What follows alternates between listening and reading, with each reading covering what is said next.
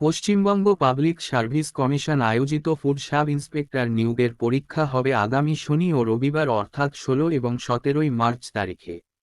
উল্লেখ্য, কমিশনের পূর্ব ঘোষণা অনুযায়ী ২ দিন ধরে মোট ৬টি শিফটে এই পরীক্ষা আয়োজন করা হবে। ইতিমধ্যেই পরীক্ষার্থীরা নিজেদের অ্যাডমিট কার্ড ডাউনলোড করেছেন কমিশনের অফিসিয়াল ওয়েবসাইট থেকে। ডাউনলোড করা অ্যাডমিট কার্ডে পরীক্ষার তারিখ এবং শিফট উল্লেখ করা হয়েছে।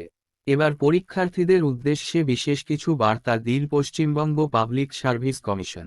কমিশনের দ্বারা বিজ্ঞপ্তি প্রকাশ করে জানানো হয়েছে, যেহেতু ২ দিন ব্যাপী ৬টি আলাদা শিফটে পরীক্ষা হবে, তাই কোনো পরীক্ষার্থী পরীক্ষার প্রশ্নপত্র বাড়ি নিয়ে যেতে পারবেন না।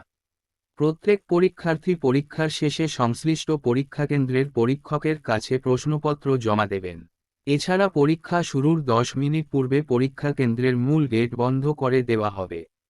সেক্ষেত্রে ওই সময়ের আগেই পরীক্ষার্থীদের পরীক্ষা কেন্দ্রে প্রবেশ করতে হবে।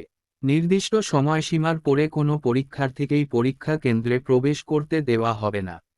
এই নিয়মগুলি ছাড়া আরও জানানো হয়েছে, mobile phone, smart watch, portable scanner, Bluetooth ডিভাইসের মতো যোগাযোগ স্থাপনকারী ইলেকট্রনিক্স গ্যাজেটগুলি নিয়ে পরীক্ষা কেন্দ্রে প্রবেশ করা যাবে না।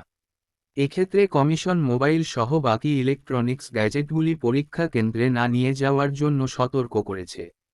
এই ঘোষণার পরিপ্রেক্ষিতে কমিশন জানিয়েছে, কোনো পরীক্ষার্থী যদি নিষিদ্ধ বস্তু পরীক্ষা কেন্দ্রে নিয়ে আসেন, তার দায়িত্ব সম্পূর্ণরূপে পরীক্ষার্থীকে নিতে হবে। যে কোনো কারণে কোনো বস্তু হারিয়ে গেলে বা কোনো বস্তুর ক্ষতি হলে তার দায় কমিশন নেবে না।